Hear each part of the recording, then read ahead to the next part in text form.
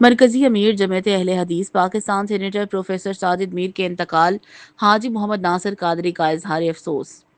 انا للہ و انا الیہ راجعون۔ مرکزی امیر جماعت اہل حدیث پاکستان ممتاز عالم دین اور senior parliamentarian senator professor Sajid Mir کے انتقال، Haji Muhammad Nasir Qadri advertising director P N P news H D نے گہرے دکھ اور افسوس کا اظہار کیا ہے۔ اپنے تعزیتی بیان میں انہوں نے کہا کہ مرحوم ایک نہایت باوقار، مدبر اور باعلم شخصیت تھے، جنہوں نے اپنی ساری زندگی دین اسلام کی خدمت، اتحاد امت اور پاکستان کی نظریاتی سرحدوں کی حفاظت کے لیے وقف کیے رکھی۔ ان کا شمار ملک کی ان ممتاز شخصیات میں ہوتا ہے جنہوں نے علمی، فکری اور سیاسی میدان میں گراں قدر خدمات انجام دیں۔ حاجی محمد ناصر قادری نے کہا کہ مرحوم کی وفات سے نہ صرف اہل حدیث مکتبہ فکر بلکہ پورا ملک ایک مخلص رہنما سے محروم ہو گیا ہے۔